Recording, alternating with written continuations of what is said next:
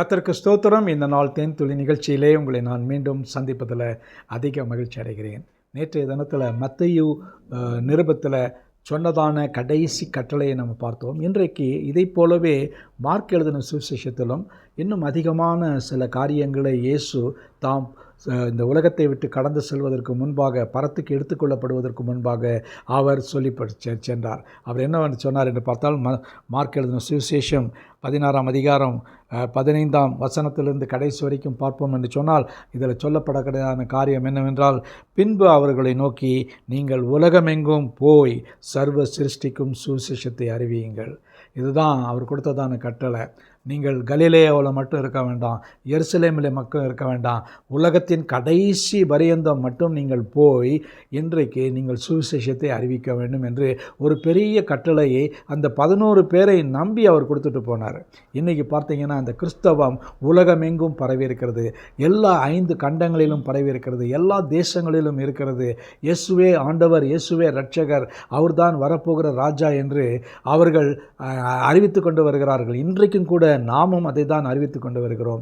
அப்படிப்பட்ட நிலையில் அவர்கள் விசுவாசிக்கிறவர்களால் நடக்கும் அடையாளங்கள் ஆவன என்று சில காரியங்களை பட்டியலிட்டு சொல்கிறார்.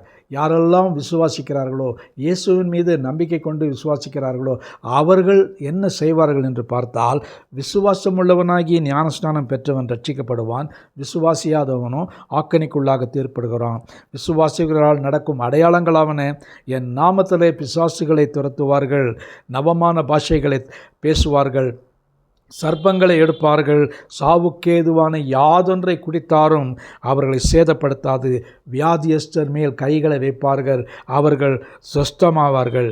இவ்விதமாய் கர்த்தர் அவர்களுக்கு சொல்லி வீட்டு பரலத்துக்கு எடுத்துக்கொள்ளப்பட்டார். அதன் பின்பு நடந்ததான காரியம், அவர்கள் உலகமெங்கும் புறப்பட்டு சென்றார்கள். அதுதான் அங்கேயே எருசலேமிலே தங்கியிருந்தார்கள் சொன்னால் இன்றைக்கு காணக்கூடியதான கிறிஸ்தவம் இருக்காது. அப்படிப்பட்ட நிலையில் அவர் செய்தார்கள். இந்த கடைசி வசனம்தான் மிக முக்கியமான காரியம். அவர்கள் அங்கேயே இருந்து விடாதபடிக்கு அவர்கள் அந்த 11 சீஷரும் புறப்பட்டு போனார்கள். புறப்பட்டு போய் எங்கும் பிரசங்கம் பண்ணினார்கள். இதை தான் நாமும் கூட இந்த நாளிலே செய்ய வேண்டும். நாம் புறப்பட்டு போக வேண்டும், நாம் பிரசங்கம் செய்ய வேண்டும், மற்றவர்களுக்கு இயேசுவை அறிவிக்க வேண்டும். அவர்தான் மெய்யான தேவகுமாரன், அவர்தான் உலகத்தின் இரட்சகர் என்பதை நாம் அறிவிக்க வேண்டும். அப்படி செய்வோம் என்று சொன்னால் அவர் கொடுக்கக்கூடியதான ஒரே பெரிய காரியம், அவர் கடைசி பகுதியில் கர்த்தர் அவர்களோட கூட கிரியையை நடப்பித்து அவர்களால் நடந்த அடையாளங்களை, வசனத்தை உறுதிப்படுத்தினார். இந்த வசனங்களினாலே உறுதிப்படுத்தினார் என்று பார்க்கிறோம்.